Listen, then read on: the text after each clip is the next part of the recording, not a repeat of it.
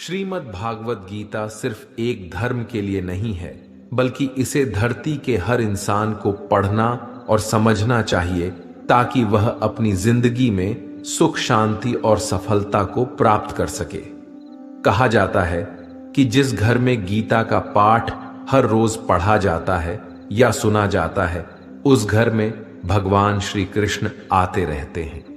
श्रीमद् भागवत गीता साक्षात भगवान की दिव्य वाणी है। इसकी महिमा अपार है, अपरिमित है। उसका यथार्थ में वर्णन कोई नहीं कर सकता।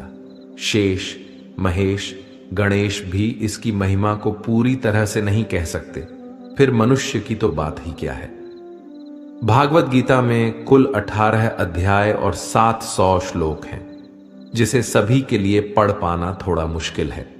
इसीलिए आज के इस बेहद ही खास वीडियो में हम श्रीमद् भागवत गीता के 18 अध्याय के 700 श्लोकों के सार के बारे में बात करेंगे, जिन्हें जानकर आप श्रीमद् भागवत गीता का सही मतलब समझ पाएंगे।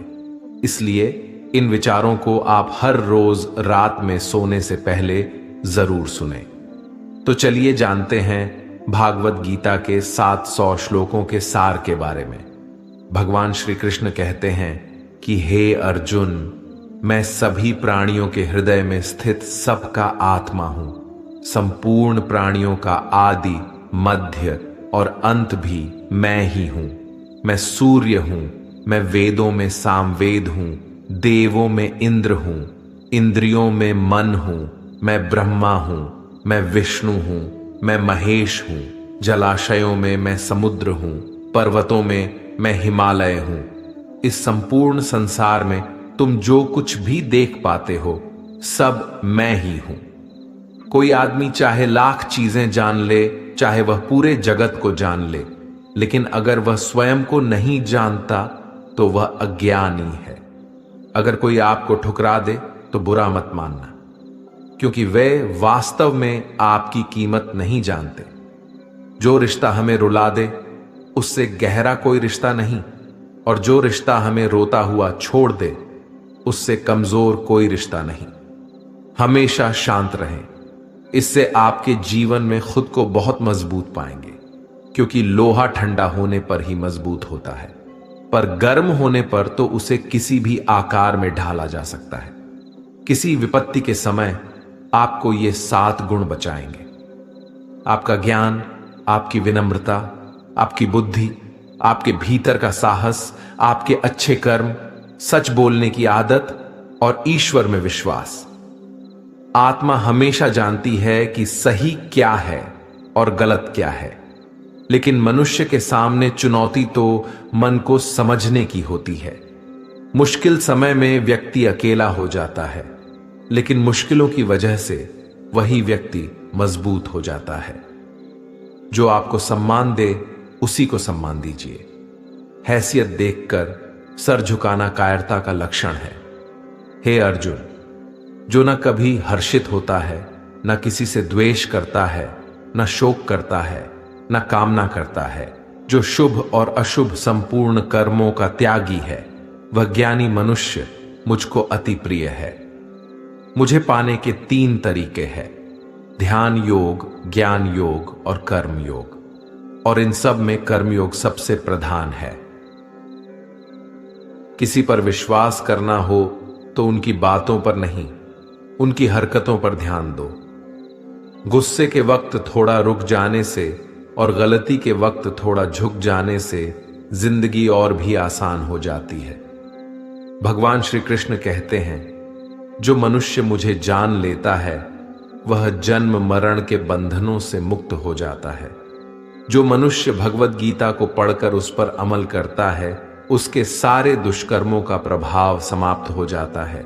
जो भाग्य में है वह भाग कर आएगा, और जो भाग्य में नहीं है वह आकर भी भाग जाएगा। जैसे हवा के झोंके नाव को भटका देते हैं, वैसे ही मनुष्य की इच्छाएं बुद्धि को भटका देती है। एक समझदार व्यक्ति वही है जो दूसरों को देखकर उनकी विशेषताओं से सीखता है, उनसे तुलना और ईर्ष्या नहीं करता। शस्त्र केवल शरीर को घायल कर देते हैं, किंतु शब्द आत्मा को भी घायल कर देते हैं। जो मनुष्य अपने को परमात्मा से अलग नहीं समझता है और ना ही शरीर से अपना कोई संबंध मानता है, वह सदा के लिए जन्म मरण से मुक्ति पा लेता है। जो व्यक्ति आध्यात्मिक जागरूकता के शिखर तक पहुंच चुके हैं, उनका मार्ग है निस्वार्थ कर्म, और जो भगवान के साथ संयोजित हो चुके हैं, उनका मार्ग स्थिरता और शांति है। मानव कल्याण ही भगवत गीता का प्रमुख उद्देश्य है। इसलिए मनुष्य को अपने कर्तव्यों का पालन करते समय मानव कल्याण को प्राथमिकता देना चाहिए। श्री कृष्ण कहते हैं, जो तुम्हारा साथ देता है तुम उसका साथ दो, जो तुम्हें धोखा देता है तुम उसे त्याग दो। जिस जगह आपका सम्मान नहीं हो वहां पर कभी जाना नहीं चाहिए, वरना लोग आपको कमजोर और बेवकूफ समझेंगे। जहां बारिश ना हो वहां फसल खराब हो जाती है, और जहां संस्कार ना हो वहां नस्ल भी खराब हो जाती है। जो लोग ये कहते हैं मेरे पास वक्त नहीं है, असल में उनके खास रिश्तों की गिनती में आपका नाम ही नहीं है। हे अर्जुन, वह जो वास्तविकता में मेरे उत्कृष्ट जन्म और गतिविधियों को समझता है, वह शरीर त्यागने के बाद पुनः जन्म नहीं लेता और मेरे परम धाम को प्राप्त होता है। वह व्यक्ति जो सभी इच्छाएं त्याग देता है और मैं और मेरा की लालसा और भावनाओं से मुक्त हो जाता है, उसे अपार शांति की प्राप्ति होती है। जिस मनुष्य के अंदर ज्ञान की कमी और ईश्वर में श्रद्धा नहीं होती, वह मनुष्य जीवन में कभी भी आनंद और सफलता को प्राप्त नहीं कर पाता है। ईश्वर ने हमें जो कुछ भी दिया है वही हमारे लिए पर्याप्त है, और यही एक अटल सत्य भी है। संयम, सदाचार, स्नेह एवं सेवा, ये गुण सत्संग के बिना नहीं आते हैं। ईश्वर से किए गए प्रार्थना से इंसान की परिस्थिति या तकदीर बदले या ना बदले, पर उस प्रार्थना से इंसान के चरित्र में जरूर बदलाव आता है। बात इतनी मधुर रखो कि कभी वापस भी लेनी पड़े तो आपको कड़वी ना लगे। खुद में थोड़ा स्वाभिमान होना जरूरी है, वरना लोग आपको वहां भी दबाने की कोशिश करेंगे जहां आपका अधिकार है।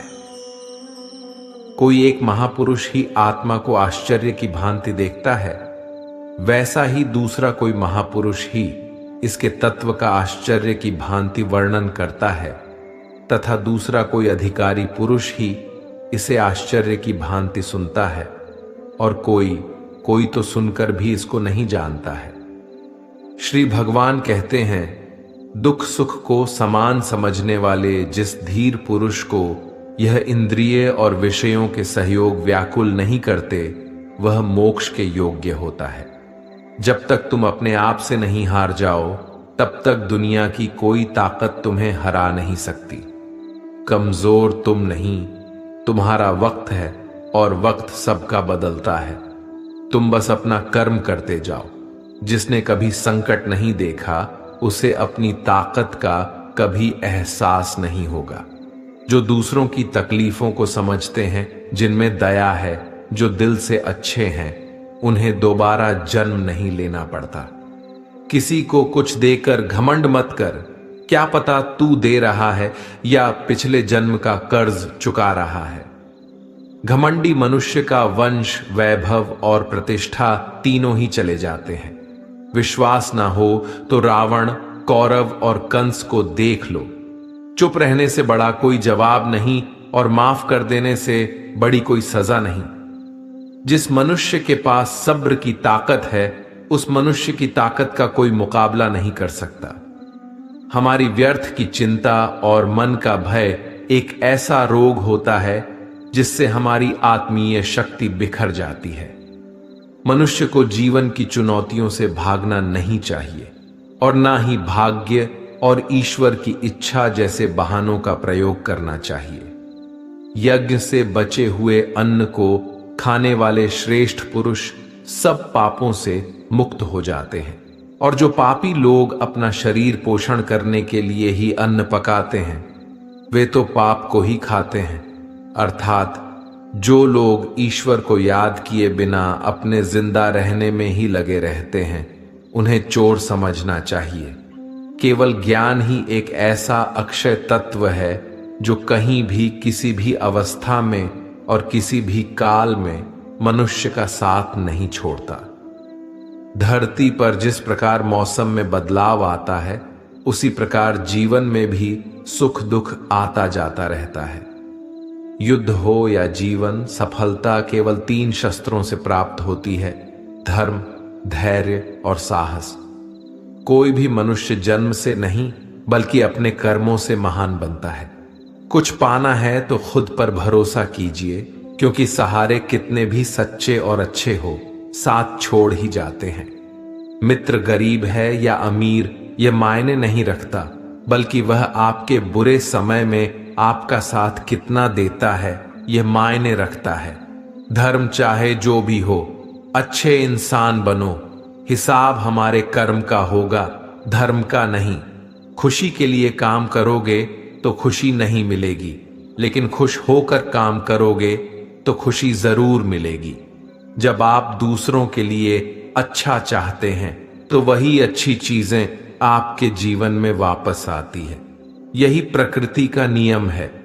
आपका मूल्य इससे तय नहीं होता कि आप क्या हैं, ये इससे तय होता है कि आप खुद को क्या बनाने की क्षमता रखते हैं। हंसता हुआ मन और हंसता हुआ चेहरा, यही सच्ची संपत्ति है। जितना इंतजार वह आपसे करवा रहा है, समय आने पर वह इतना देगा कि संभाल भी नहीं पाओगे। कोई आपका साथ ना दे तो निराश मत होना, क्योंकि परमात्मा से बड़ा हमसफर कोई नहीं होता। खुशी आजादी पर निर्भर होती है, और आजादी इस बात पर निर्भर होती है कि आप कितने साहसी हैं। विश्वास के बगैर इस दुनिया में कोई भी रिश्ता ज्यादा देर तक कायम नहीं रह सकता। यदि किसी भूल के कारण कल का दिन दुख में बीता, तो उसे याद कर आज का दिन व्यर्थ ना करें। बहुत से ऐसे लोग हैं जो कर्म करते हुए ही परम सिद्धि को प्राप्त हुए थे। जनक आदि ज्ञानी जन भी आशक्ति रहित कर्म द्वारा ही परम सिद्धि को प्राप्त हुए थे। इसलिए मनुष्य को हमेशा अच्छे कर्म करने चाहिए और फल की अभिलाषा से दूर रहना चाहिए। हे अर्जुन, मेरा इन तीनों लोकों में ना तो कुछ कर्तव्य है और ना ही कोई वस्तु प्राप्त करने योग्य है। फिर भी मैं कर्म करते हुए अपने कर्तव्य का निर्वाह करता हूं। श्री भगवान कहते हैं, हे पाठ, यदि मैं कर्मों को करने में सावधानी ना बाढ़ दूं तो बड़ा अनर्थ हो जाएगा, क्योंकि मनुष्य सब प्रकार से मेरे ही मार्ग का अनुसरण करते हैं। इस दुनिया में हारे हुए इंसान की तकलीफ में पड़े हुए इंसान की कोई मदद नहीं करता, और अगर कोई इंसान थोड़ा सा सफल हो जाए तो उससे कोई खुश नहीं होता। इसीलिए अपना दुख किसी को बताओ मत और अपनी खुशी किसी के आगे जताओ मत। मनुष्य का आहार हमेशा सात्विक और संतुलित होना चाहिए। जिस इंसान को यह समझ नहीं कि क्या खाना चाहिए, कितना खाना चाहिए, कहां खाना चाहिए और कैसे खाना चाहिए, वह परमात्मा को कभी नहीं पा सकता। जो मंद बुद्धि मनुष्य सिर्फ दिखावे के लिए कहता है कि उसने समस्त इंद्रियों को वश में कर लिया है, परंतु वह मन ही मन उन इंद्रियों के विषयों का चिंतन करता रहता है, वह मनुष्य मिथ्याचारी अर्थात दंभी कहा जाता है।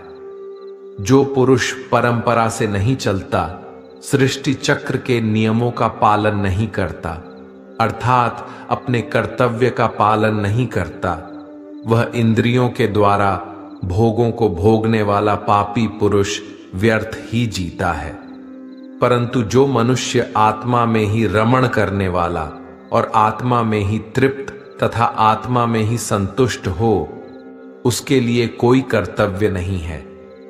आत्मा का मतलब यहां सबसे बड़ा सच है, और जो सत्य को समझता है, सत्य में ही खुश होकर सत्य में ही रहता है, उसके लिए कोई कर्तव्य नहीं है। लेकिन ऐसा कोई लाखों करोड़ों में एक होता है। उस महापुरुष का इस विश्व में ना तो कर्म करने से कोई प्रयोजन रहता है और न कर्मों के न करने से ही कोई प्रयोजन रहता है, तथा संपूर्ण प्राणियों में भी इसका स्वार्थ से कोई संबंध नहीं रहता। कहने का सीधा मतलब है, जिसे परमात्मा मिल चुका है वह कोई और दूसरा कर्म क्यों करे। जो ज्ञानी हैं, जिन्हें ईश्वर की सच्चाई मालूम हो चुकी है, उनकी यह जिम्मेदारी बन चुकी है कि उनके काम करने के तरीके से कहीं किसी और के मन में काम करने के प्रति अश्रद्धा या अपमान ना पैदा हो जाए। इसलिए उन ज्ञानी जनों के लिए यह जरूरी है कि वह ऐसा उदाहरण सामने रखें जिससे हर कोई अपना कर्म, अपना कर्तव्य करने के लिए प्रेरित हो। तामसिक गुण वाले व्यक्ति आलस्य या नींद इसी प्रकार के कर्म करते हैं। राजसिक गुण वाले बात बात पर शौर्य या बहादुरी दिखाने का काम करते हैं। लेकिन ज्ञानी मनुष्य जानते हैं उसके गुण ही उससे कर्म करवा रहे हैं, और जो ज्ञानी नहीं होते वो समझते हैं कि सब कुछ वही कर रहे हैं। उठाकर फेंक दो उन रिश्तों को गहरे समुंदर में जिनमें वक्त पड़ने पर स्वार्थ और मतलब की बदबू आती हो। अगर सही मायने में आप अपना जीवन बदलना चाहते हो तो सबसे पहले आपको अपना मन बदलने के लिए तैयार रहना पड़ेगा, क्योंकि जैसा आपका मन रहेगा वैसे ही आपके विचार होंगे, और जैसे आपके विचार होंगे वैसे ही आपका जीवन होगा। जो जा रहा है उसे जाने दो, वो आज रुक भी गया तो कल चला ही जाएगा। आप जितने सरल, सीधे और नर्म दिल के रहोगे, उतना ही चतुर और बेईमान लोगों द्वारा खदेड़ दिए जाओगे। जिंदगी में सब कुछ दोबारा मिल सकता है, पर वक्त के साथ खोया हुआ रिश्ता और भरोसा दोबारा नहीं मिलता है। भरोसा उसी पर करना जो निभाने के लायक हो। कुछ पल का साथ तो अर्थी उठाने वाले भी दे देते हैं। सच्चे लोगों पर भी उतना विश्वास रखिए जितना दवाइयों पर रखते हैं। बेशक थोड़े कड़वे होंगे, पर आपके लिए फायदेमंद होंगे। उन लोगों से तो दूरियां ही ठीक हैं जिन्होंने आपकी नजदीकियों की कभी कदर नहीं की। बड़ा वही होता है जो छोटों के दर्द को समझ सके। कौन क्या कर रहा है, कैसे कर रहा है, क्यों कर रहा है, इन सब से आप जितना दूर रहेंगे उतना ही खुश रहेंगे। हर रिश्ते की अलग अलग सीमाएं होती हैं, लेकिन बात जब आत्मसम्मान की हो तो वहां पर हर रिश्ता समाप्त कर देना ही उचित होता है। सुबह की नींद इंसान की इरादों को कमजोर बनाती है। मंजिल को हासिल करने वाले लोग कभी देर तक नहीं सोते।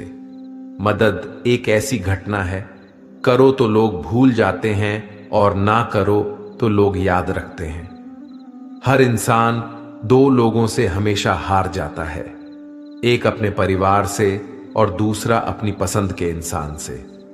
मूर्ख इंसान अपना तो नुकसान करता ही है, लेकिन जो उसकी मदद करता है उसका भी नुकसान करता है। अपने जीवन में इतने व्यस्त हो जाओ कि पछतावा, दुख, नफरत, डर के लिए समय ही ना बचे। अगर कोई भरोसा तोड़े तो उसका भी धन्यवाद करें।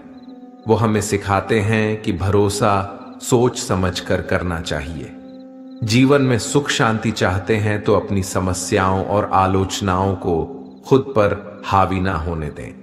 जन्म से मिले रिश्ते तो प्रकृति की देन है, लेकिन खुद के बनाए रिश्ते आपकी पूंजी है। इन्हें संभाल कर रखिए। किसी व्यक्ति के गुण, दोषों का निर्धारण करने से पूर्व अपनी दृष्टि को निष्पक्ष और पारदर्शी बनाना आवश्यक होता है। किसी को अपनी कमजोरी मत बताओ, क्योंकि अक्सर लोग दूसरों की कमजोरी का फायदा उठा लेते हैं। जिंदगी में दो लोगों को कभी मत भूलना, एक वो जिसने तकलीफ दी हो और दूसरा वह जिसने तकलीफ में साथ दिया हो। भगवान श्री कृष्ण कहते हैं, तू मन छोटा मत किया कर, जहां तेरे अपने मुंह फेर लेंगे वहां मैं तुम्हारा साथ दूंगा। तू किसी के आगे इतना भी मत झुक कि वह तुम्हें गिरा हुआ समझने लग जाए। लोग तुम्हारी कदर तभी करेंगे जब तुम उन्हें उन्हीं की तरह नजरअंदाज करना सीख जाओगे। दीपक का जीवन इसलिए वंदनीय नहीं है कि वह जलता है, बल्कि इसलिए वंदनीय है कि वह दूसरों के लिए जलता है, दूसरों से नहीं जलता है। कामयाबी और नाकामयाबी दोनों जिंदगी के हिस्से हैं, दोनों ही स्थायी नहीं हैं। जिंदगी की आधी शिकायतें यूं ही दूर हो जाएगी अगर लोग एक दूसरे के बारे में बोलने की जगह एक दूसरे से बोलना सीख जाएंगे। विश्वास किसी पर इतना करो कि वह तुम्हारे साथ छल करते समय खुद को दोषी समझे, और प्रेम किसी से इतना करो कि उसके मन में सदैव तुम्हें खोने का डर बना रहे। 4 वेदों का अर्थ नहीं भी जानो तो कोई बात नहीं, लेकिन समझदारी, जवाबदारी, वफादारी और ईमानदारी, इन 4 शब्दों का मर्म जान लो तो भी जीवन सार्थक हो जाएगा। संबुद्धि युक्त पुरुष पुण्य और पाप दोनों को इसी लोक में त्याग देता है, अर्थात उनसे मुक्त हो जाता है। जिस काल में तेरी बुद्धि मोह रूप दलदल को भली भांति पार कर जाएगी, उस समय तू सुने हुए और सुनने में आने वाले इस लोक और परलोक संबंधी सभी भोगों से वैराग्य को प्राप्त हो जाएगा। हे अर्जुन, जिस काल में मनुष्य मन में स्थित संपूर्ण कामनाओं को भली भांति त्याग देता है और आत्मा से आत्मा में ही संतुष्ट रहता है, उस काल में वह स्थित प्रज्ञ कहा जाता है। दुखों की प्राप्ति होने पर जिसके मन में उद्वेग नहीं होता, सुखों की प्राप्ति में जो सर्वथा स्पृहा रहित है तथा जिसके राग, भय और क्रोध नष्ट हो गए हैं, ऐसा मुनि स्थिर बुद्धि कहा जाता है। जिस प्रकार कछुआ सब ओर से अपने अंगों को जैसे समेट लेता है, वैसे ही जब पुरुष इंद्रियों के विषयों से इंद्रियों को सब प्रकार से हटा लेता है, तब उसकी बुद्धि स्थिर है, ऐसा समझना चाहिए। किससे कब और कितना बोलना है, अगर तुमने ये समझ लिया तो तुम अपनी जिंदगी के सार्थक बन चुके हो। कान्हा कहते हैं, जीवन में कभी मौका मिले तो किसी के लिए सारथी बनना, स्वार्थी नहीं। धर्म से भरा हृदय धर्म का परामर्श देता है और अधर्म से भरा हृदय अधर्म का परामर्श देता है। इंसान इसलिए दुखी नहीं है कि वह ईश्वर को नहीं मानता, इंसान इसलिए दुखी है क्योंकि वह ईश्वर की नहीं मानता। समय आने पर सबको मिलता है, समय से पहले की चाह ही दुख का कारण बनती है। किसी से सच्चा प्रेम होना शुद्धता और दिव्यता का प्रतीक है। जो कुछ भी हुआ है उसमें तेरा कोई योगदान नहीं है, इसलिए तुम्हारी सारी परेशानियां व्यर्थ है। हर चीज की शुरुआत मुझसे होती है और खत्म भी मुझ पर आकर ही होती है। इंद्रियों से मिलने वाला सुख सच्चा नहीं होता है। इंद्रियों का सुख पहले तुमको अमृत की मिठास देगा, लेकिन बाद में तुम्हारा विनाश कर देगा। कान्हा कहते हैं, हे मानव, तुम अपने जीवन को सार्थक बना सकते हो, लेकिन इसके लिए तुम्हें मेरी शरण में आना पड़ेगा। अगर तुम्हें मेरी बातें अटपटी लगती हैं तो तुम्हें अपने नजरिए को बदलने की जरूरत है। अभी तुम चीजों को उस तरह से नहीं देखते हो जिस तरह मैं देखता हूं। अगर एक बार तुमने मुझ पर विश्वास कर लिया तो तुम्हें जीवन में कभी निराश होना नहीं पड़ेगा।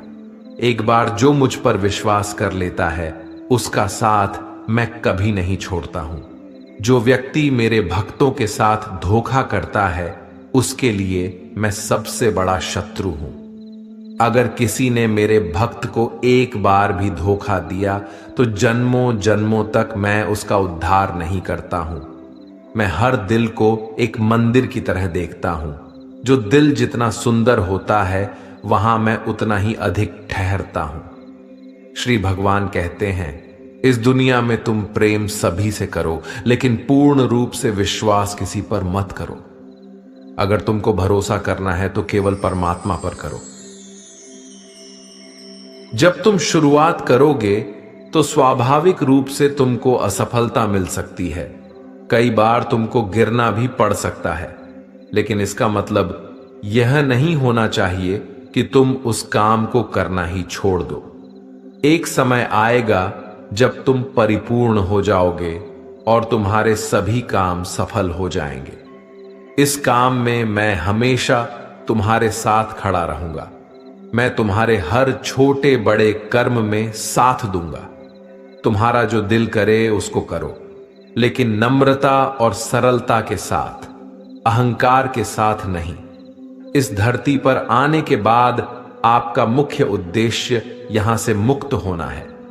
केवल वही मनुष्य मुक्त हो सकता है जो अपने कर्मों में दृढ़ संकल्प के साथ स्थिर है और सुख दुख को समान रूप से सहन करता है। जो मनुष्य अपनी आत्मा की बात सुन सकता है वह मुझसे बात कर सकता है और देख भी सकता है। जो आदमी मुझे हर चीज में देखता है और मेरे होने के एहसास को अनुभव करता है वह मेरा सच्चा भक्त है। ऐसे भक्तों से मुझे प्रेम है। ऐसा कोई नहीं है जिसका सदियों से अस्तित्व है, और ना ही ऐसा कोई है जिसका सदियों बाद अस्तित्व रहेगा। यहां कुछ स्थायी नहीं है। मैं सभी के घरों में निवास करता हूं। मेरी ऊर्जा सभी जगह समान रूप से वितरित है। जो मुझे पहचान लेता है उसको मैं भक्ति रस प्रदान करता रहता हूं। दुनिया का सबसे बड़ा पापी अगर समर्पण के साथ मेरी सच्ची उपासना करे तो मैं उसको भी शुद्ध कर देता हूं। जो तुमने सुना है उस पर विश्वास मत करो। कुछ लोग अपने विवेक से मुझे अपना बनाते हैं, कुछ लोग ज्ञान से, कुछ लोग कर्म से, कुछ योग से। तुम मुझे किस रूप में प्राप्त करना चाहते हो यह पूरी तरह तुम्हारे ऊपर है। तुम मुझे जिस रूप में बुलाओगे मैं उस रूप में हाजिर हो जाऊंगा। तुम मेरे प्रति सदा चौकस रहो, मेरी उपासना करो, अपने हर एक काम के लिए मेरा स्मरण करो। मैं वादा करता हूं तुम मेरे प्रिय बने रहोगे। वे मूर्ख हैं जो प्रेम को बकवास कहते हैं। प्रेम इस संसार की मूल है, इसी से संसार बना है। रिश्तों में नियमित दूरियां रिश्तों को जोड़ती है और अनियमित दूरियां रिश्तों को तोड़ती है। मनुष्य अपने विश्वास से निर्मित होता है। जैसा वह विश्वास करता है वैसा वह बन जाता है। श्री कृष्ण कहते हैं, धर्म के लिए लड़ना सीखो, अधर्मी का काल बनना सीखो और अपनों के लिए त्याग करना सीखो। सत्य हमेशा पानी में तेल की एक बूंद के समान होता है। कितना भी असत्य का पानी डाले वह हमेशा ऊपर ही तैरता है। अपने जीवन में कभी भी न किसी को आनंद में वचन दो, न क्रोध में उत्तर दो और ना ही दुख में कभी निर्णय लो। कोई आदमी चाहे लाख चीजें जान ले, चाहे वह पूरे जगत को जान ले, लेकिन अगर वह स्वयं को नहीं जानता तो वह अज्ञानी है। अपना काम बनाने के लिए लोग आपकी तारीफ करेंगे, आपसे रिश्ता बनाने की कोशिश करेंगे, लेकिन उनके व्यवहार को सच मानकर अगर आप फंस जाएंगे तो आगे चलकर आपको ही नुकसान होगा। अक्सर आपको चोट वही लोग पहुंचाते हैं जो आपके अपने होते हैं, जो आपके दिल के ज्यादा करीब होते हैं। गीता का यह सबसे महत्वपूर्ण ज्ञान है, क्योंकि महाभारत की लड़ाई पराये लोगों में नहीं थी, यह एक ही परिवार की लड़ाई थी।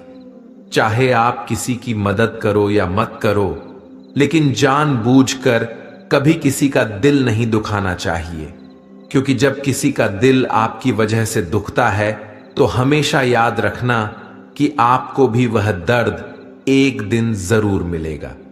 कभी भी किसी भी चीज की अति नहीं करनी चाहिए, क्योंकि किसी भी चीज की अति आपको ही नुकसान पहुंचाएगी। इसलिए जीवन को संतुलन के साथ जीना चाहिए।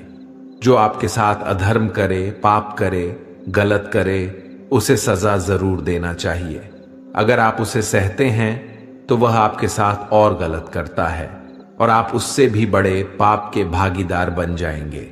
इसीलिए ज्ञानी व्यक्ति को चाहिए कि वह अपने साथ हो रहे गलत का विरोध करना सीखें। जीवन में कभी वह मत करो जो लोग करते हैं, हमेशा वही करो जो तुम्हारे लिए सही है। भगवान श्री कृष्ण कहते हैं, जो इंसान अपनी रक्षा खुद नहीं कर सकता या फिर अपनी रक्षा करने का प्रयास भी नहीं करता, ऐसे मनुष्यों की रक्षा भगवान भी नहीं करते। जो इंसान खुद के महत्व को नहीं जानता, वैसे इंसान को कोई भी महत्व नहीं देता है। बुरा इंसान कभी अपनी बुराई नहीं छोड़ता। आप चाहे उसके साथ कितना भी अच्छा चलो, वह आपको तकलीफ जरूर देगा। इसलिए जो जैसा है उसके साथ वैसा ही व्यवहार करना चाहिए। जो इंसान समय की कदर नहीं करता, समय भी उस इंसान की कदर कभी नहीं करता है, और वैसा इंसान जीवन में कभी भी सुख, शांति और सफलता को प्राप्त नहीं कर पाता है। संगति का मनुष्य के जीवन पर बहुत गहरा प्रभाव पड़ता है। अच्छा इंसान अगर बुरे लोगों के संगत में रहेगा तो वह भी एक दिन बुरा बन जाएगा। इसलिए हमेशा अच्छे लोगों की संगत में रहे। इस दुनिया में परमात्मा के सिवा किसी को अपना मत समझो। यहां कोई अपना नहीं है, क्योंकि जब दुनिया के सारे रास्ते बंद हो जाते हैं तो ईश्वर की तरफ जाने वाला रास्ता हमेशा खुला रहता है। हमेशा शक करने वाला व्यक्ति कभी शांति प्राप्त नहीं कर पाता है। वह न तो इस लोक में धन, ऐश्वर्य या यश की प्राप्ति कर सकता है और ना ही परलोक में स्वर्ग की प्राप्ति कर सकता है, क्योंकि जब तक मनुष्य किसी भी विषय में संशय युक्त रहता है तब तक वह उस विषय में सफलता नहीं पा सकता। इसलिए संदेह करने से बचें। हे अर्जुन, तुम्हारा क्या गया जो तुम रोते हो? तुम क्या लाए थे जो तुमने खो दिया? तुमने क्या पैदा किया था जो नष्ट हो गया? तुमने जो लिया यहीं से लिया, जो दिया यहीं पर दिया। जो आज तुम्हारा है कल किसी और का होगा, क्योंकि परिवर्तन ही संसार का नियम है और समय के साथ संसार में हर चीज परिवर्तन के नियम का पालन करती है। भगवान श्री कृष्ण कहते हैं, कर्म योग ही वह योग है जिसके माध्यम से हम अपनी जीवात्मा से जुड़ पाते हैं। कर्म योग हमारे आत्मज्ञान को जागृत करता है। इसके बाद हम न केवल अपने वर्तमान जीवन के उद्देश्यों को, बल्कि जीवन के बाद की अपनी गति का पूर्वाभास प्राप्त कर सकते हैं। इस योग में कर्म के द्वारा ईश्वर की प्राप्ति की जाती है। भगवत गीता में कर्म योग को सर्वश्रेष्ठ माना गया है। गृहस्थ और कर्मठ व्यक्ति के लिए यह योग अधिक उपयुक्त है। कर्म योग सिखाता है कि कर्म के लिए कर्म करो, आसक्त रहित होकर कर्म करो। कर्मयोगी इसीलिए कर्म करता है कि कर्म करना उसे अच्छा लगता है और इसके परे उसका कोई हेतु नहीं है। कर्मयोगी कर्म का त्याग नहीं करता, वह केवल कर्म फल का त्याग करता है और कर्म जनित दुखों से मुक्त हो जाता है। उसकी स्थिति इस संसार में एक दाता के समान है और वह कुछ पाने की कभी चिंता नहीं करता। वह जानता है कि वह दे रहा है और बदले में कुछ मांगता नहीं, और इसीलिए वह दुख के चंगुल में नहीं पड़ता। कर्म फल का त्याग कर धर्मनिरपेक्ष कार्य का संपादन भी पूजा के समान हो जाता है। संसार का कोई कार्य ब्रह्मा से अलग नहीं है, इसलिए कार्य की प्रकृति कोई भी हो, निष्काम कर्म सदा ईश्वर को ही समर्पित हो जाता है। पुनर्जन्म का कारण वासनाओं या अतृप्त कामनाओं का संशय है। कर्मयोगी कर्म फल के चक्कर में ही नहीं पड़ता, अतः वासनाओं का संचय भी नहीं होता। इस प्रकार कर्मयोगी पुनर्जन्म के बंधन से भी मुक्त हो जाता है। भगवान श्री कृष्ण कहते हैं, मनुष्य का मन वायु की तरह चंचल है। यह मन ही है जो मनुष्य को काम वासनाओं की तरफ भटकाता रहता है। अगर जीवन को सफल बनाना है तो मन पर काबू करना बहुत जरूरी है। मन को वश में करने से दिमाग की शक्ति केंद्रित होती है, जिससे कार्यों में सफलता मिलने लगती है। गीता के अनुसार जिस व्यक्ति ने अपने मन पर काबू पा लिया, वह मन में पैदा होने वाली बेकार की चिंताओं और इच्छाओं से भी दूर रहता है। साथ ही व्यक्ति अपने लक्ष्य को भी आसानी से प्राप्त कर लेता है। अगर मन को वश में नहीं करोगे तो वह तुम्हारा सबसे बड़ा शत्रु बन जाएगा। भगवान कहते हैं, जो मनुष्य सुख और दुख में शांत रहता है, जिसके राग, भय और क्रोध नष्ट हो गए हैं, जो मनुष्य शुभ और अशुभ वस्तु को पाकर न प्रसन्न होता है और न द्वेष करता है, जिन्होंने अपनी इंद्रियों को वश में कर लिया है, वह स्थिर बुद्धि मनुष्य मुनि के समान है। ऐसा मनुष्य स्थिर चित्त और इंद्रियों को वश में करके ज्ञान द्वारा परमात्मा को प्राप्त करके हमेशा संतुष्ट रहता है। क्रोध मनुष्य को नरक की ओर ले जाने वाला द्वार है। क्रोध करने से व्यक्ति का मन अशांत हो जाता है और उसकी स्मरण शक्ति भ्रमित हो जाती है। स्मृति में विभ्रम होने से उसकी बुद्धि नष्ट हो जाती है और फिर व्यक्ति का पतन हो जाता है। भगवान श्री कृष्ण कहते हैं, मनुष्य को क्रोध करने से बचना चाहिए। कितना भी गुस्सा आए, स्वयं को शांत रखने का प्रयास करें। श्री भगवान कहते हैं, जिस प्रकार समुद्र की स्थिति अचल है, भारी से भारी आंधी तूफान आने पर या अनेक नदियों के जल प्रवाह उसमें प्रविष्ट होने पर भी वह अपनी स्थिति से विचलित नहीं होता, मर्यादा का त्याग नहीं करता, उसी प्रकार परमात्मा के स्वरूप में स्थित योगी की स्थिति भी सर्वथा अचल होती है। बड़े से बड़े सांसारिक सुख दुखों का सहयोग वियोग होने पर भी उसकी स्थिति में जरा भी अंतर नहीं पड़ता। वह योगी परमात्मा में नित्य, निरंतर, अटल और एकरत स्थित रहता है। जो मनुष्य संपूर्ण कामनाओं को त्याग कर ममता रहित, अहंकार रहित और स्पृहा रहित होकर विचरण करता है, वही मनुष्य शांति को प्राप्त कर पाता है। जिस प्रकार प्रकाश की ज्योति अंधेरे में चमकती है, ठीक उसी प्रकार सत्य भी चमकता है। इसलिए व्यक्ति को सदैव सत्य के मार्ग पर चलना चाहिए। सत्य कभी दावा नहीं करता है कि मैं सत्य हूं, लेकिन झूठ हमेशा दावा करता है कि सिर्फ मैं ही सत्य हूं। इस संपूर्ण संसार में कोई भी व्यक्ति महान नहीं जन्मा होता है, बल्कि उसके कर्म ही उसे महान बनाते हैं। सही कर्म वह नहीं है जिसके परिणाम हमेशा सही हो, किंतु सही कर्म वह है जिसका उद्देश्य कभी गलत ना हो। श्रेष्ठ पुरुष जैसा आचरण करता है, अन्य पुरुष भी वैसा ही आचरण करते हैं। वह जो कुछ प्रमाण देता है, समस्त मनुष्य समुदाय उसी के पद चिन्हों पर अपने रास्ते चुनता है। इसलिए सज्जन व्यक्तियों को सदैव अच्छा व्यवहार करना चाहिए। जो मनुष्य ईश्वर में श्रद्धा नहीं रखते, वह अज्ञानी मनुष्य जीवन में कभी भी सुख, शांति और सफलता को प्राप्त नहीं कर पाते हैं। ऐसे मनुष्य की बुद्धि विपरीत हो जाती है। वे लौकिक और पारलौकिक सब प्रकार के सुख साधनों को विपरीत ही समझने लगते हैं। इसी कारण वे विपरीत आचरणों में प्रवृत्त हो जाते हैं। इसके फलस्वरूप उनका इस लोक में और परलोक में पतन हो जाता है।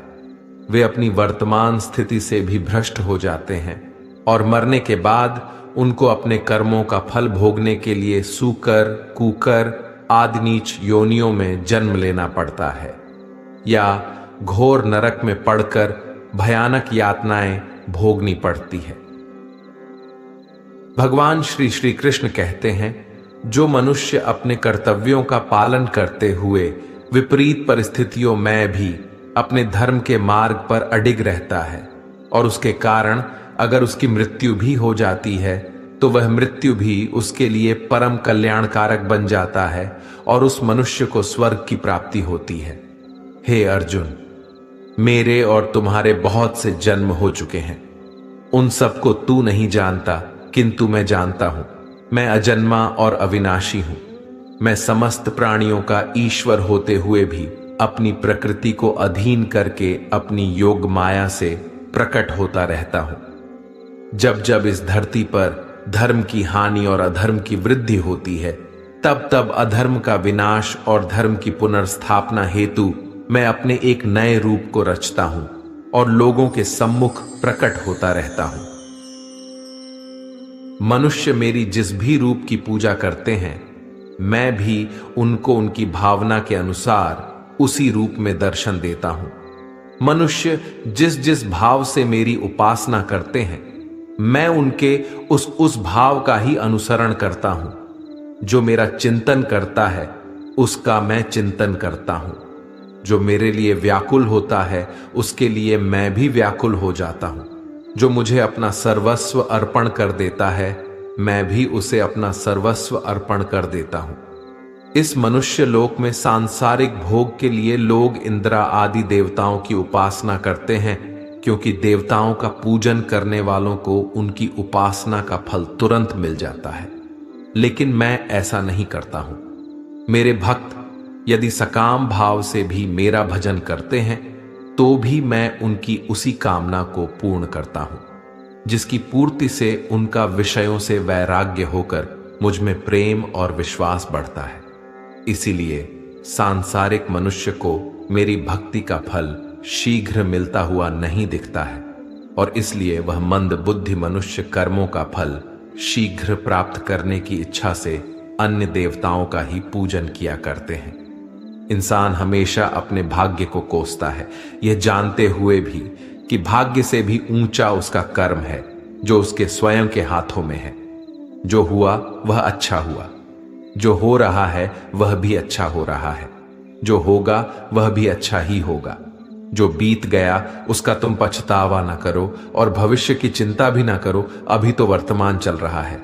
जो पुरुष ना किसी से द्वेष करता है और ना किसी चीज की आकांक्षा करता है, वैसा कर्मयोगी पुरुष सन्यासी के समान है, और वह पुरुष सुखपूर्वक संसार बंधन से मुक्त हो जाता है। ना तो मैं किसी के भाग्य का निर्माण करता हूं और ना ही किसी के कर्म फल का निर्माण करता हूं। मनुष्य अपने द्वारा किए कर्मों का ही फल भोगता है और उसी से उसके भाग्य का निर्माण होता है। मनुष्य स्वयं ही अपना मित्र है और स्वयं ही अपना सबसे बड़ा शत्रु भी है। ज्ञानी मनुष्य कर्मयोग या भक्ति योग से एक ही जन्म में इस समुद्र रूपी संसार से निकलकर परमात्मा को प्राप्त कर लेता है, और ज्ञानी मनुष्य काम, क्रोध, लोभ, मोह में फंसकर 84 लाख योनियों में भटकता रहता है। भगवान श्री कृष्ण कहते हैं, भगवत प्राप्ति के लिए कर्म करने वाला कोई भी मनुष्य दुर्गति को प्राप्त नहीं होता है। इस लोक में या परलोक में वह जहां भी रहता है, वह परमात्मा के मार्ग में आगे ही बढ़ता रहता है। हे अर्जुन, जिनकी बुद्धि माया ने हर ली है, जो जानबूझकर पाप कर्मों में ही लिप्त है, जो मुझे जानने की चेष्टा भी नहीं करते, ऐसे मनुष्य को जीवन में और जीवन के बाद के जीवन में भी कष्टों से मुक्ति नहीं मिल पाता है। जो मनुष्य अंतकाल में भी मुझको स्मरण करता हुआ शरीर त्यागता है, वह मेरे परम धाम को प्राप्त होता है, इसमें कोई संशय नहीं है। देवताओं को पूजने वाले देवताओं को प्राप्त होते हैं, पितरों को पूजने वाले पितरों को प्राप्त होते हैं, भूतों को पूजने वाले भूतों को प्राप्त होते हैं, और मेरा पूजन करने वाले भक्त मुझको ही प्राप्त होते हैं। इसलिए मेरे भक्तों का पुनर्जन्म नहीं होता है। जो कोई भक्त मेरे लिए प्रेम से पत्र, पुष्प, फल, जल आदि अर्पण करता है, वह शुद्ध बुद्धि निष्काम प्रेमी भक्त का प्रेम पूर्वक अर्पण किया हुआ वह पत्र, पुष्प, फल, जल आदि मैं सत्व गुण से प्रकट होकर प्रेम पूर्वक खाता हूं। भगवान श्री कृष्ण कहते हैं, हे अर्जुन, तू जो कर्म करता है, जो खाता है, जो हवन करता है, जो दान देता है और जो तप करता है, वह सब मुझे अर्पण कर, मैं तुम्हें मुक्ति प्रदान करूंगा। मेरे लिए ना तो कोई प्रिय है और ना ही अप्रिय है, परंतु जो भक्त मुझको प्रेम से भजते हैं वह मुझ में है और मैं उनमें हूं। यदि कोई दुराचारी भी अनन्य भाव से मेरा भक्त बनकर मुझको भजता है, तो वह पुरुष भी साधु के समान है, क्योंकि उसने भली भांति निश्चय कर लिया है कि परमेश्वर के भजन के समान अन्य कुछ भी नहीं है। स्त्री, वैश्य, शूद्र, भूत, पिशाच, चांडाल कोई भी हो, वह मेरी शरण में आकर परम गति को प्राप्त होते हैं। हमारे तामसिक गुण हमारे अंदर हीन भावना पैदा करके हमें खुद को उदास और नुकसान पहुंचाते हैं, और हमारे राजसिक गुण हमें ईर्ष्यालु और लोभी बना देते हैं। भगवान श्री कृष्ण कहते हैं, हर मनुष्य को तामसिक और राजसिक गुणों को खत्म करके अपने सात्विक गुणों से परिचित होना पड़ेगा। सात्विक गुण वह है जो आत्मा को अपने आसपास की हर चीज से जोड़े रखता है और उन्हें प्यार करना सिखाता है। किसी का अच्छा ना कर सको तो बुरा भी मत करना, क्योंकि दुनिया कमजोर है, लेकिन दुनिया बनाने वाला नहीं। जिंदगी में हम कितने सही है और कितने गलत है, ये केवल दो लोग जानते हैं, एक परमात्मा और दूसरी हमारी अंतरात्मा। अपने आप को भगवान के प्रति समर्पित कर दो, यही सबसे बड़ा सहारा है। जो कोई भी इस सहारे को पहचान गया है, वह डर, चिंता और दुखों से आजाद रहता है। हर मनुष्य को सबसे पहले खुद का आकलन करना चाहिए, अर्थात खुद के बारे में जान लेना चाहिए। खुद की काबिलियत और क्षमता को जानना ही मनुष्य को आत्मज्ञान की प्राप्ति करा सकता है। जब तक मनुष्य खुद के बारे में जान नहीं लेगा, तब तक उस मनुष्य का उद्धार नहीं हो सकता। श्रीमद् भागवत गीता में भगवान श्री कृष्ण कहते हैं कि हर एक मनुष्य को अपने आप पर पूरा पूरा भरोसा करना चाहिए, क्योंकि जो लोग खुद पर विश्वास करते हैं वह अवश्य ही सफलता प्राप्त करते हैं। ऐसा भी बताया जाता है कि जो व्यक्ति जैसा विश्वास करता है, आखिरकार वैसा ही बन जाता है। सुख और दुख सर्दी और गर्मी के समान है। आज अगर दुख है तो कल सुख भी अवश्य होगा। इसलिए इन दोनों ही परिस्थितियों में मनुष्य को संयम से काम लेना चाहिए। जो मनुष्य अपने सभी काम में मन लगाकर अपना कार्य करते हैं और वह छोटे से छोटे कार्यों में भी खुशी ढूंढ ही लेते हैं, वह लोग निश्चित ही अंत में सफलता प्राप्त करते हैं। वहीं दूसरी तरफ ऐसे मनुष्य भी होते हैं जो अपने काम को बस एक बोझ समझकर बस पूरा कर देना चाहते हैं और अपने किसी भी काम को सही ढंग से नहीं करते हैं। तो ऐसे मनुष्य हमेशा ही अपने जीवन में पीछे रह जाते हैं। जो लोग स्वार्थी प्रवृत्ति के हैं, जो सिर्फ अपना मतलब साधने में लगे रहते हैं, जिन्हें दूसरों की भलाई से कोई मतलब नहीं है, ऐसे लोगों का कभी भला नहीं होता। श्री कृष्ण ने गीता सार में उन लोगों के लिए इस उपदेश के माध्यम से बहुत बड़ी सीख दी है। भगवान कहते हैं, स्वार्थ शीशे में फैली धूल की तरह है, जिसकी वजह से व्यक्ति अपना प्रतिबिंब ही नहीं देख पाता। इंसान का स्वार्थ उसे अन्य लोगों से दूर ले जाकर नकारात्मक हालातों की तरफ धकेलता है, जिसके चलते व्यक्ति अकेला रह जाता है। अगर आप चाहते हैं कि आप भी अपना जीवन खुशीपूर्वक व्यतीत करें, तो इसके लिए यह जरूरी है कि आप अपने स्वार्थ को कभी अपने पास नहीं आने दें, क्योंकि स्वार्थी मनुष्य दोस्ती भी सिर्फ अपना स्वार्थ निकालने के लिए करते हैं। ईश्वर हमेशा मनुष्यों का साथ देता है। जो व्यक्ति इस प्रभावशाली सत्य को मान लेता है, तो उसका जीवन पूरी तरह बदल जाता है। सृष्टि निर्माता ईश्वर ही है जो संपूर्ण जगत को चला रहा है। वहीं इंसान तो बस ईश्वर के हाथ की कठपुतली है। इसलिए इंसान को कभी अपने भविष्य या फिर अतीत की चिंता नहीं करनी चाहिए, क्योंकि हर विकट परिस्थिति में ईश्वर इंसान का साथ देता है और उसे मुश्किल से बाहर निकालता है। इसलिए हम सभी को ईश्वर पर भरोसा रखना चाहिए। श्रीमद् भगवत गीता में श्री कृष्ण ने यह उपदेश दिया है कि अपने काम को पहले प्राथमिकता दें और पहले अपने काम को पूरा करने की कोशिश करें, तभी दूसरे का काम करें। क्योंकि जो लोग पहले अपने काम को नहीं करते और दूसरे का काम करते रहते हैं, वे लोग अक्सर परेशान रहते हैं। मनुष्य अपने हृदय से जो दान कर सकता है, वह अपने हाथों से नहीं कर सकता, और मौन रहकर जो कुछ वह कह सकता है, वह शब्दों से नहीं कह सकता। जो चीजें हमारे दायरे से बाहर हो उसमें समय गंवाना मूर्खता ही होगी। किसी भी व्यक्ति को ना तो समय से पहले और ना ही भाग्य से अधिक कुछ मिलता है, लेकिन उसे पाने के लिए सदैव प्रयत्नशील रहना चाहिए। जो मनुष्य मेरे पर मन लगाते हैं, मेरी भक्ति करते हैं, मैं उनको वह सब कुछ प्रदान करता हूं जो उनके पास नहीं है, और जो उनके पास है मैं उनकी रक्षा भी करता हूं।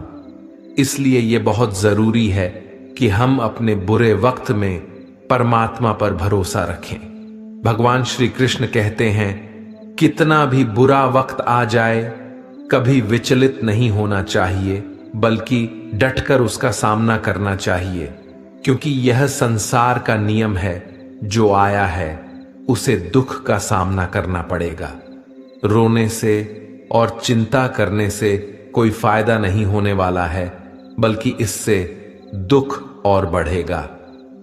जीवन में आगे बढ़ने के लिए और अपनी अलग पहचान बनाने के लिए यदि आपको क्रांतिकारी भी बनना पड़े तो इससे पीछे ना हटें।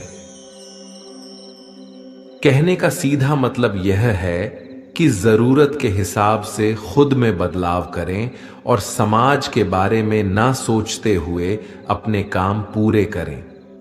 जीवन में दोस्तों की भूमिका बहुत अहम होती है। सच्चे दोस्तों की पहचान हमेशा मुश्किल वक्त में ही होती है। जिस तरह भगवान कृष्ण ने पांडवों के मुश्किल वक्त में उनका साथ दिया था, वैसे ही आपको भी अपने दोस्तों का साथ देना चाहिए। इसके साथ ही आपको ऐसे ही दोस्त बनाने चाहिए जो आपके मुश्किल वक्त में आपके साथ खड़े रहे। जीवन में हार जीत लगी रहती है, लेकिन सफलता सिर्फ उसी व्यक्ति को मिलती है जो अपनी गलतियों और हार से सीख लेकर आगे बढ़े। हार कर निराश होना किसी भी समस्या का हल नहीं है। किसी भी परिस्थितियों से लड़ने के लिए एक बेहतर रणनीति बनाना बहुत जरूरी है। बिना रणनीति के आप हर मोर्चे पर कामयाब नहीं हो पाएंगे। यदि पांडव भी श्री कृष्ण द्वारा बनाई गई रणनीति का पालन नहीं करते तो शायद कौरवों के खिलाफ हुए युद्ध में उन्हें जीत नहीं मिलती। यदि कोई साधक किसी कारणवश अपनी साधना में सफल नहीं हो पाता तो भगवान उसकी अधूरी साधना पूरी करने के लिए फिर से शुद्ध श्रीमंतों के घर में जन्म देते हैं। हे धनंजय, मेरे सिवाय इस जगत का कोई दूसरा कारण नहीं हो सकता। मैं ही संपूर्ण संसार का महाकारण हूं। जैसे मोती सूत के धागे की माला में पिरोए हुए होते हैं, वैसे ही यह संपूर्ण जगत मुझ में ही ओतप्रोत है। यह संसार मुझसे ही उत्पन्न होता है, मुझ में ही स्थित रहता है और मुझ में ही लीन हो जाता है। कहने का तात्पर्य यह है कि भगवान के सिवाय इस संसार की स्वतंत्र सत्ता नहीं है। सत, रज और तम, इन तीनों गुणों से युक्त मेरी माया को पार कर पाना असंभव है। मनुष्य मेरी इस माया में चिपके रहते हैं और भोग संग्रह की इच्छा छोड़ नहीं पाते। मनुष्य अपने को कभी सुखी और कभी दुखी, कभी समझदार और कभी बेसमझ, कभी निर्बल और कभी बलवान आदि मानकर मेरी इस माया में तल्लीन रहते हैं। परंतु जो मनुष्य मेरे शरणागत हो जाते हैं वे मेरी इस माया को आसानी से पार कर जाते हैं, क्योंकि उनकी दृष्टि केवल मेरी तरफ रहती है। वे मेरी माया में नहीं फंसते। हे अर्जुन, पवित्र कर्म करने वाले मेरे 4 प्रकार के भक्त मेरा स्मरण करते हैं। पहला है आर्त भक्त, अर्थात दुख से निवृत्ति चाहने वाले भक्त। दूसरा है अर्थार्थी भक्त, अर्थात धन संपदा चाहने वाले भक्त। तीसरा है जिज्ञासु भक्त, अर्थात केवल मुझे जानने की इच्छा वाले भक्त। और चौथा है ज्ञानी भक्त, अर्थात मुझे ज्ञान सहित जानने वाले भक्त। आइए इसको थोड़ा समझ लें। आर्त भक्त वह है जो प्राण संकट आने पर संकट दूर करने के लिए केवल भगवान को पुकारते हैं, कष्ट का निवारण केवल भगवान से ही चाहते हैं। दूसरे किसी से नहीं, वे आर्त भक्त कहलाते हैं। आर्त भक्तों में द्रौपदी और गजेंद्र का दृष्टांत ठीक नहीं लगता है, क्योंकि इन दोनों ने अपनी रक्षा के लिए अन्य उपायों का भी सहारा लिया था।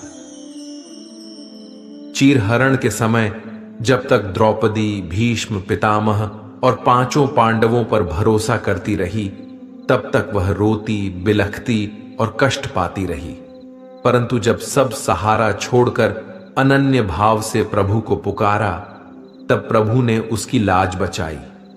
ऐसे ही गजेंद्र ने जब तक दूसरे हाथियों और हथिनियों का सहारा लिया, अपने बल का सहारा लिया, तब तक वह कई वर्षों तक ग्राह से लड़ता रहा और दुख पाता रहा।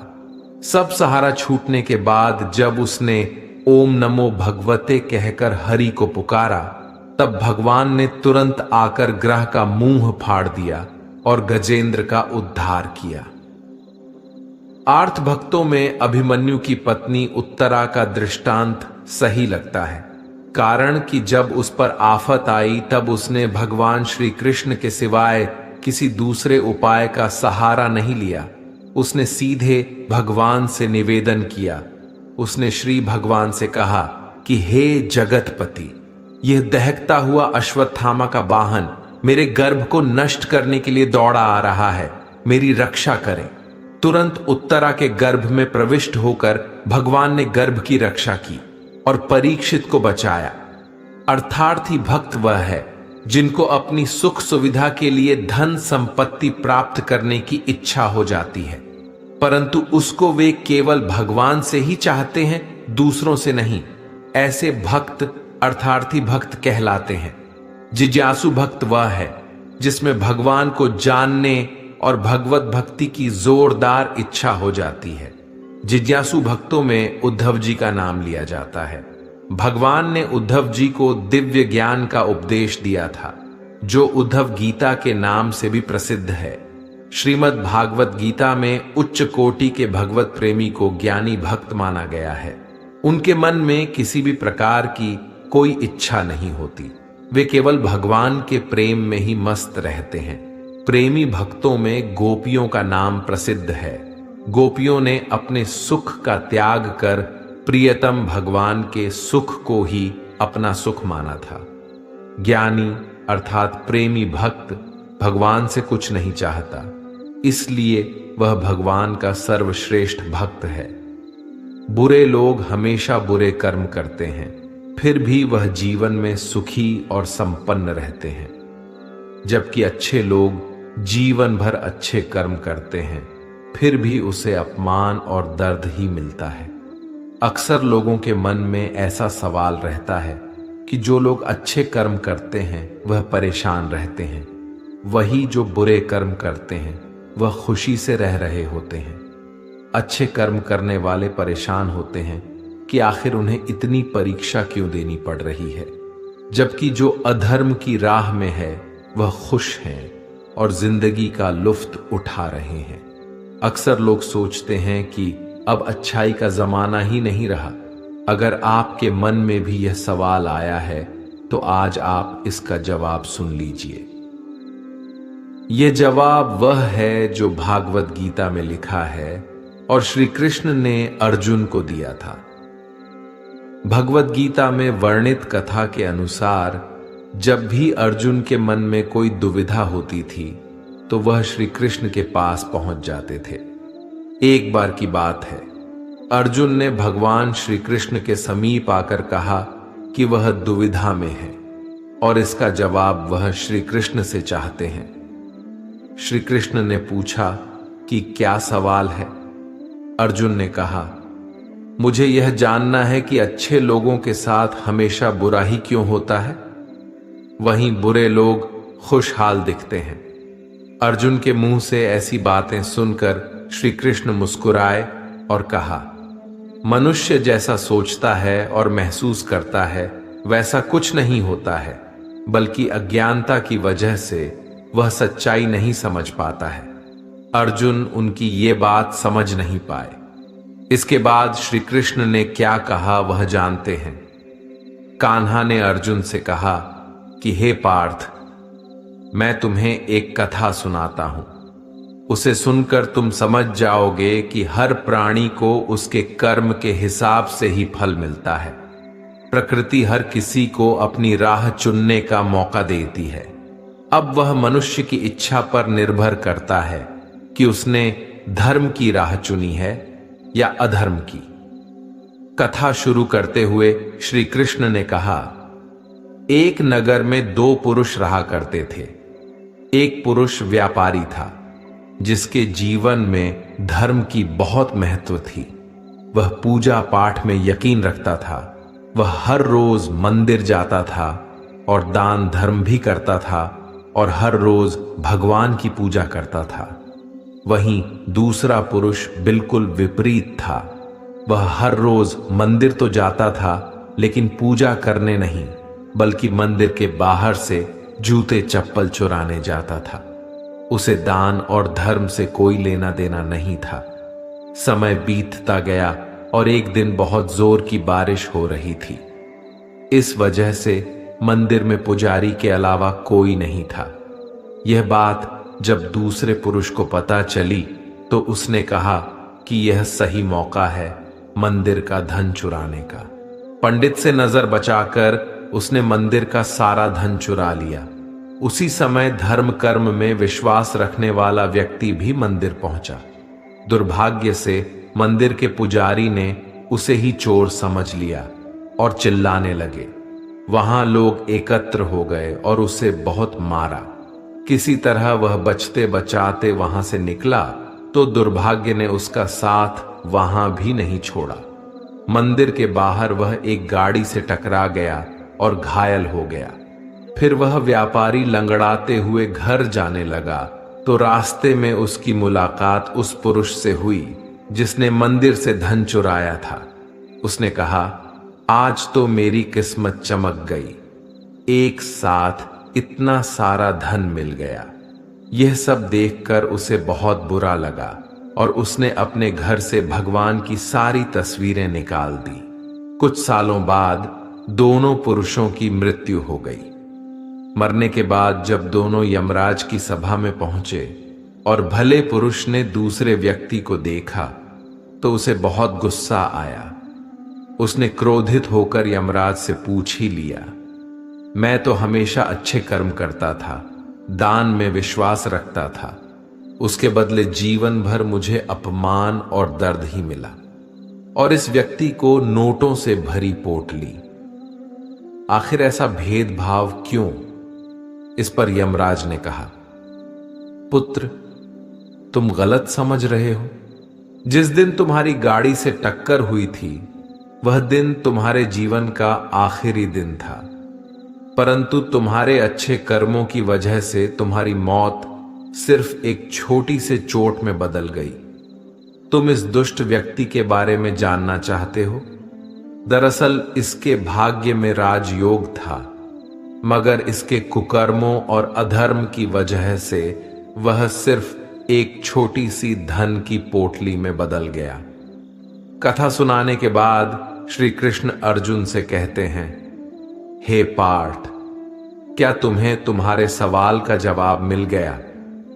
ऐसा सोचना कि भगवान तुम्हारे कर्मों को नजरअंदाज कर रहे हैं, यह बिल्कुल भी सत्य नहीं है।